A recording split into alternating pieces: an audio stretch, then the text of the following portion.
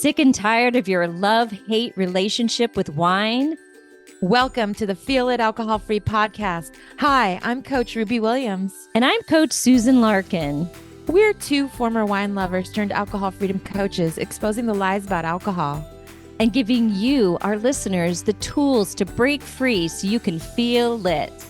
And when you're lit, you'll feel healthier, freer, and more in control of your life. So relax, kick back, and get ready to feel lit alcohol-free.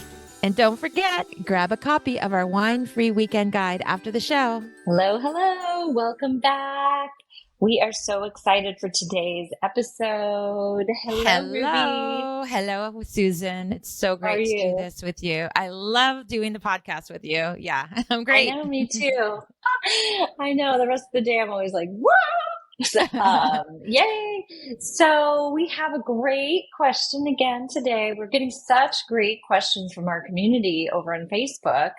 And this one is from somebody sort of new to the experience, and they want to know about all the different stages of our alcohol-free journey. So here's the question. What were the AF journey stages like for you, Coach Ruby and Coach Susan? Can you provide a timeline so I know what to expect? So great. Just funny. It reminds me of that book, What to Expect When You're Expecting. Oh, What to expect when you decide to go alcohol free. Yeah. What the different stages will be. So Ruby, how would you start us off in from the very beginning? Yeah, let's start from the very beginning. Month one. We're gonna put these into kind of stages that we've formulated, but like month one to say day 60. I'm gonna look at that time period let's start there. So I think we're definitely in the first month. This is the time where I remember being the most nervous and unsure. And I just had a lot of questions. I remember that's the time where you might hear people like, you get a few days alcohol free or maybe a week, and then you go back and have another cycle where you have some data points or you drink again for a period of time. And because that first month, you just have a lot like future tripping. One of the things I remember future tripping, which is like thinking about things in the negative, like I'm never going to get alcohol free, or this is so hard. How am I going to ever have fun again in the future? How am I going to hang out with my friends? Like all these questions. Like I remember one question too was like, how am I ever going to go on a date if I'm not drinking wine? Like, and I just try to like overcomplicate things in my head and worry. And I remember thinking, I need this, right? There was so many beliefs that I need alcohol to sleep. I need alcohol to have fun. I need it to relieve stress until you really work on your mindset. So that's where us coaches come in, is we can really help you work on this mindset piece, which can take months or even years. People can be in this kind of cycle of trying to figure things out and do it on their own, alone for years. At least I did. But what's it like? Yeah, because the question, I'll keep going back to the question, is like, I would say this is the first stage, and you're not alone if it's like you're cycling in. You might have, data points or drinking days and then go back to alcohol-free days. And that's actually a really cool time to learn about yourself and discover and get curious and aware, as our pillars are curiosity and awareness and self-compassion. I mean, that's that time where you just start to figure things out. And I want to bring up a tactic here, which is a wind jar. And if you're on YouTube, you can see me showing my wind jar, but you can do any kind of a jar. You can have like, hear the noise, you can hear it, but like say florist beads or marbles, and it's that sound. So we want to light up the reward center of our brain. So our brain, in terms of dopamine and brain chemicals, is, I'll use a really scientific term here, it's out of whack, guys.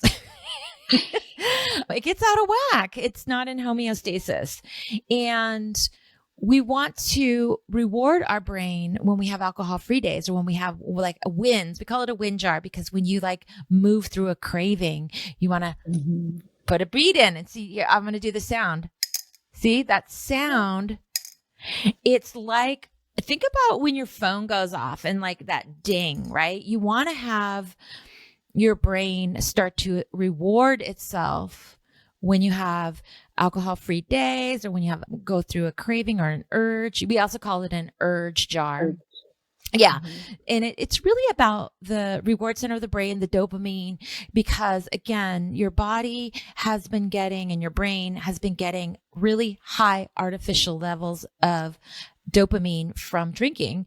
And when it's like it's deprived of it. So, and it's trying to reach homeostasis, trying to get back to normal. And so WinJar is a really cool tool. We're going to talk about some tools too here to use to help you. But this is the time period, that first month to 60 days in your journey. And it's so normal to feel nervous, unsure, have lots of questions and worries. And it's a little bit awkward. This is the awkward stage too. So let's start there. And then, I don't know, Susan, what's next is like kind of the 60 to 90 day. Would you want to segue into that? Mm-hmm.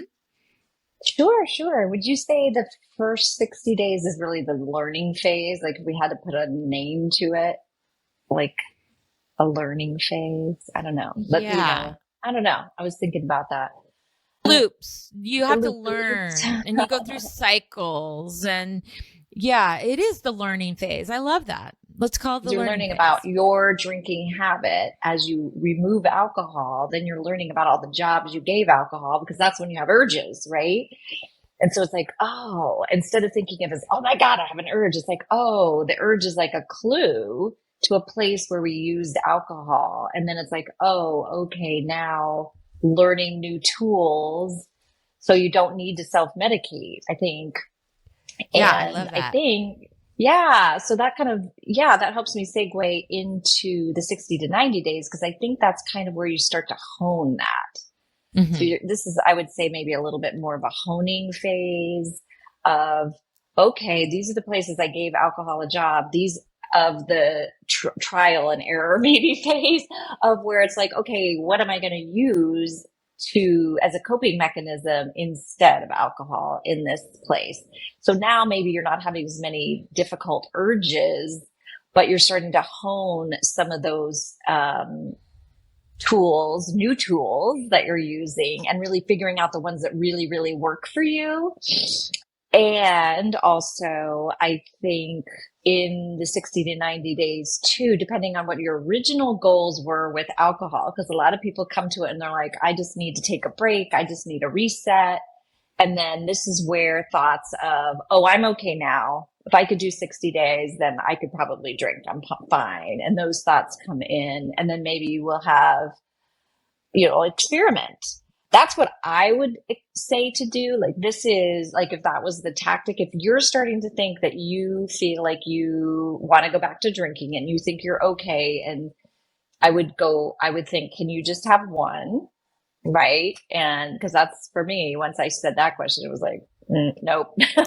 So be really honest. Yeah. Be honest with yourself. Mm-hmm. Yeah. But also I would then maybe at this point do an exercise, which we've talked about before, or I don't know if we've talked about it on the podcast. I know it's a big one for you, Ruby, which is removing all other fun things and just in a room by yourself, have the alcohol. If you're going to reintroduce alcohol, if you're absolutely going to, and you really, think, okay, I really want to see if alcohol's doing anything for me, because you still have those thoughts that, I think I'll go back to drinking.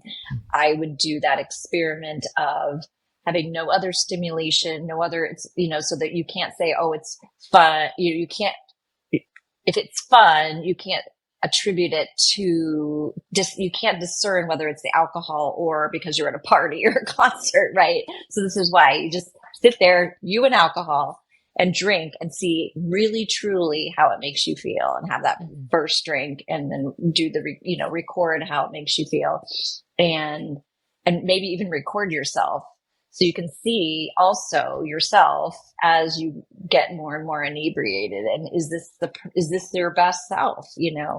If you really, really think that you want to return to drinking, if you've kind of been in this place so I'll just tell the story. When I got to, 50 days, is that right? No, 60 days was my birthday. right? Because there's 30 Oh. days in June, and then my birthday is July 30th. So I started June 1st, 2020, and 60 days was my birthday, July 30th. And yeah, it was still awkward. I remember going out to brunch and being like nervous about ordering a mocktail. My daughter was like, "What's your problem? Here, can you make," because there was nothing on the menu, and she's like, "Can you make an alcohol-free drink?" And then I got this awesome mocktail, but I don't know why I was all nervous. We went to New York. We went to see the Cher show. That was when the Cher musical was out. It was so good. And it was very interesting.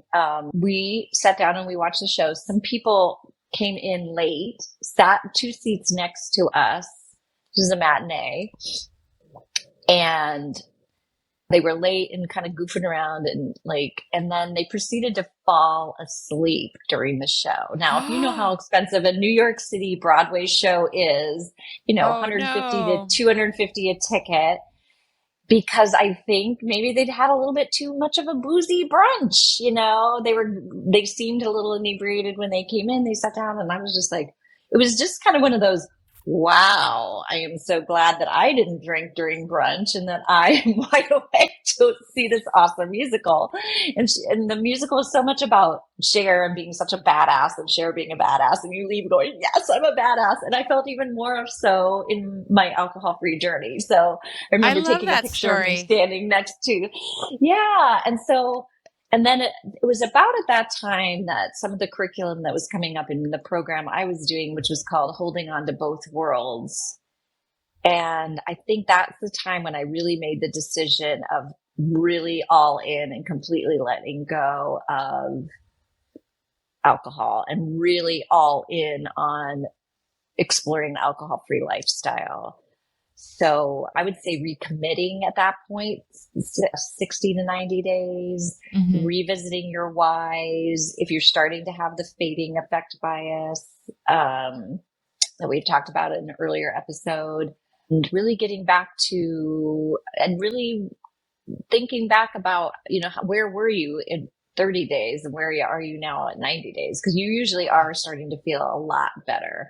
Your brain has started to heal. You are starting to produce your own dopamine again if you were having really those blahs in the early days.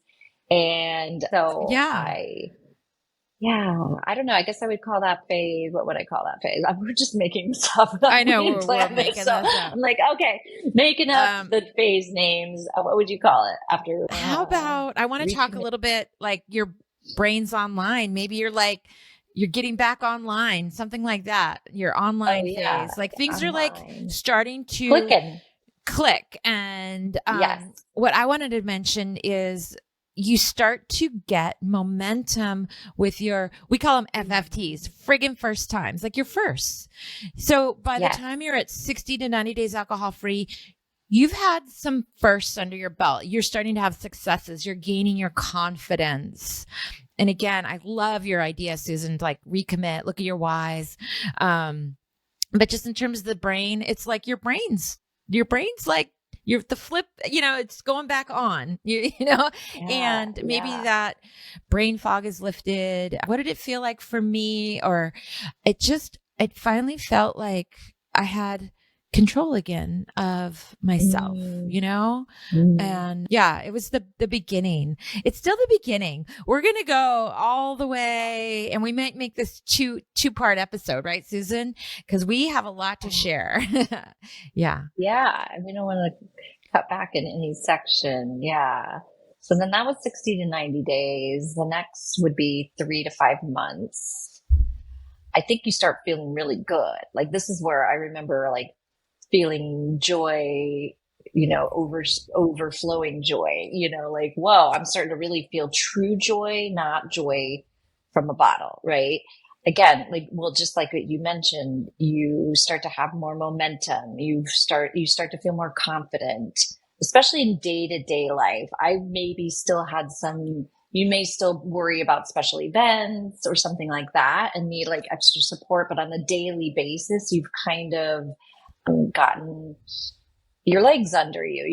You've honed some of your tools. You're kind of clicking along, and it's an exciting time. I think at this phase, 3 to 5 months, especially if you're committing, if you've recommitted, at the 90-day mark and you're like, yeah, I'm all in, I'm going to keep going. I'm not, is to start to think of yourself. You start to assume this identity of a non-drinker, of somebody who's pursuing an alcohol-free lifestyle. What does that mean for you? And especially if you're in some support groups in some communities where other people are alcohol free too. And like, you're kind of like, ooh, I did this alcohol free. I did this. And you're sharing fun stories or following accounts where people, on Instagram or in your community group about, seeing people like, I went, hiking in the, Andes or whatever, and I'm alcohol free. And like, it's like all the benefits that the alcohol free lifestyle is affording you, all the things now that you can do where, because you have the energy, because you have the joy, because, I don't know. What do you think? We're drinking Yeah. anhedonia. Yeah. The blahs. Yeah. The blahs might hit you too. Definitely names for this.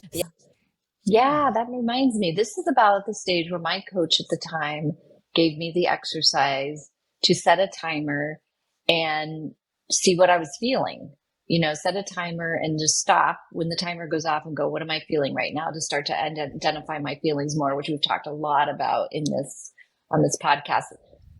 I also think at this stage too, you can get on a little bit overload of what we call lit overload, et cetera. So I think, in the 3 to 5 months, I started to listen to other topics, and it's sort of like, what's the next domino? What's the next thing I want to work on? Alcohol free is kind of cooking. So then it's sort of like when you cross train, like, okay, now I'm a good runner, but what do I need to do over here at the gym in order to support my running? So it's like alcohol freedom, on a day-to-day basis is clicking along here, but what are the side cross training I need to do? So that time is when I started looking into other resources or other topics like completing the stress cycle, really learning how to, learning about stress as a tool, or learning about meditation. Like I learned about the rain meditation at that time. I took a class on meditation to see if that was something that was going to help support my alcohol-free lifestyle and the way that I wanted to feel in my life. So I think, what I would say this topic name is like the next domino, maybe. I don't know. Yeah. Honing your alcohol-free identity. I don't know. Yeah. Yeah. Well, you would call it maybe the emotions phase, right? Yeah. I thought of the big thing was. Yeah. That's so great. Oh my gosh. Every time you say eliminating sugar, I just go back to I ate the whole bunny. Bunny, I know. I don't think I'm ever going to eliminate sugar. Maybe. I don't know. Someday. You don't feel. Yeah. You're right. I've definitely limited caffeine based on how I want to feel. And I went through that same process. I would go to get a second cup and go, how is this going to make me feel? Am I going to get jingly, as I call it, jingle jangly, or is this really going to serve me? And I've hesitated and stopped, and I have really cut back on caffeine in my alcohol-free lifestyle. But it's based on how I feel, not like, oh, I should drink less caffeine. It's like, no, this isn't going to make me feel good. This isn't going to serve me. So the same reason why I would, cut back on alcohol is it wasn't serving me. It didn't make me feel good. And, it was not working at all in my life. So now we made it through 6 months. Woo! That's a huge milestone too. All of these are milestones. The first 30 days, huge milestone. First 90 days, huge milestone. And 6 months, awesome. And celebrate. 6 months. I use pom-poms. Every milestone. Yes. Celebrate. I have mine. Mine are pink. You got some too? No. Somebody said, you need to get pom-poms like Coach Ruby. And I'm like, okay, I will. Okay. Mine are pink. Mine are ruby red and yours are pink. Yes. If you have data points. Yeah. And if we're talking about our experience. If your experience is not mirroring this, that doesn't mean there's anything wrong with you. Everybody's experience is valid in your experience. I have also, the one thing I wanted to add too is when we were talking about milestones, is sometimes you get to these milestones and there's something in your brain that starts to kick up a little resistance, because it's sort of like, oh, okay, fine. We did 30 days. So now, you know what I mean? And your brain's like, they're going to keep going. She's going to keep going. And like, I don't know what it is, but it just seems, I see this with clients all the time. They're like, I'm so struggling. They're like, I'm already at 45 days and I was feeling so good. And now all of a sudden I'm struggling again. I'm having cravings, What is going on? And there's just something about these milestones in our minds that we've, set in our minds that like, oh, by this, I think it's a little bit of an expectation. Oh, by this date, I should be fine. By this date, we've kind of set this expectation, but also I think our subconscious is again, like I said, like, wait, we're going to keep doing this. Well, let me see if wait a minute. You know what I mean? Yeah. Like, wait, that was fine. 45 days was fine. But now,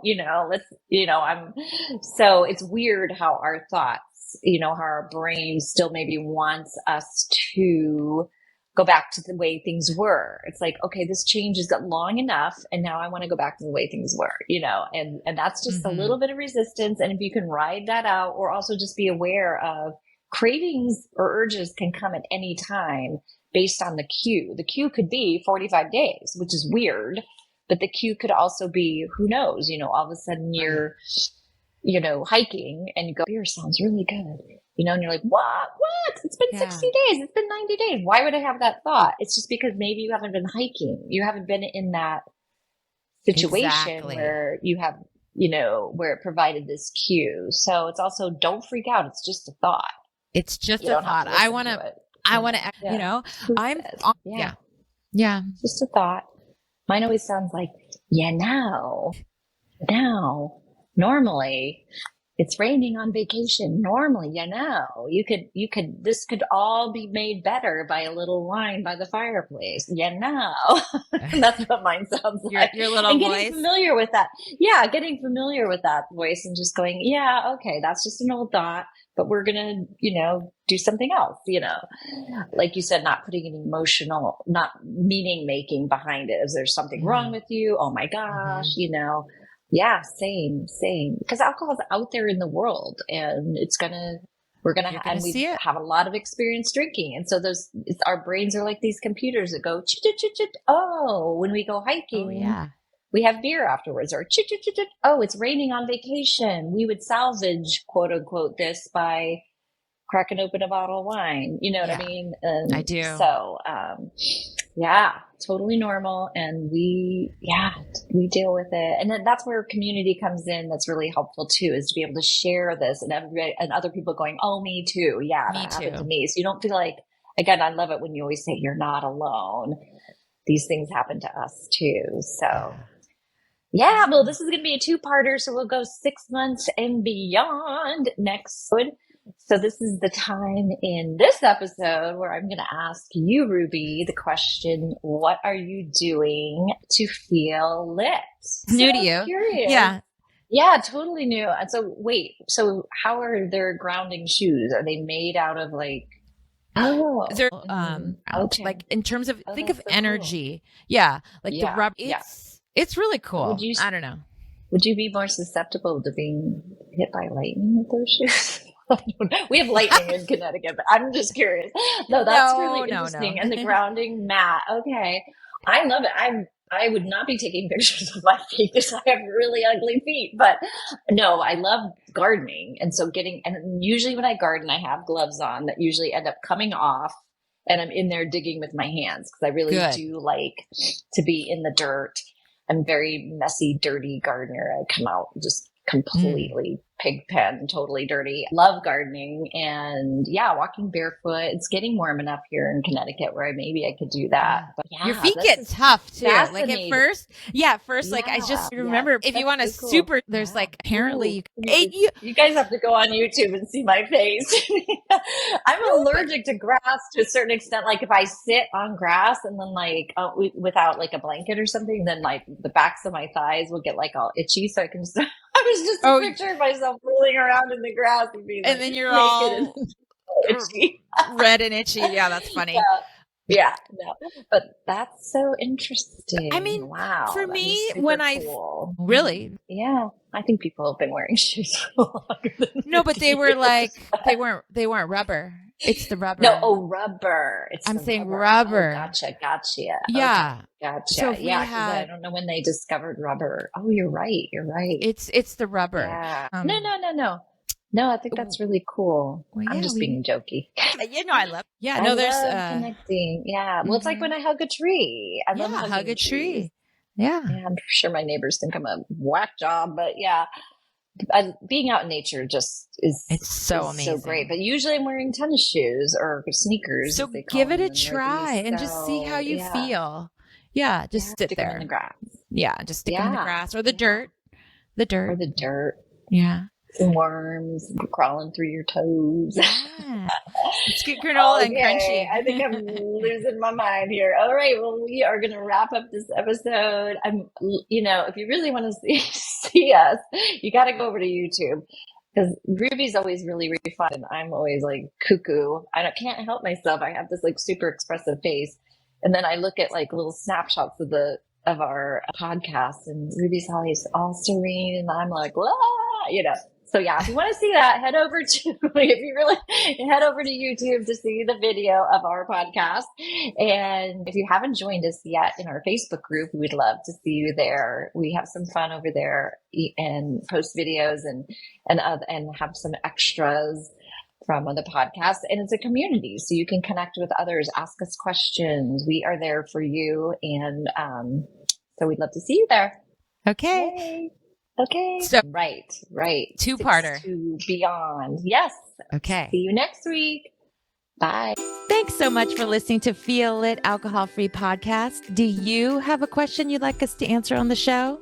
All you need to do is head over to Apple Podcasts and do two simple things. Leave a rating and review telling us what you think of the show. And in that review, ask us any questions you have about breaking free from wine or living an alcohol-free lifestyle. That's it. Then tune in to hear your question answered live. Don't forget to grab your copy of A Wine-Free Weekend at www.feelitpodcasts.com. And remember, do something today that will help you feel lit. See you next time.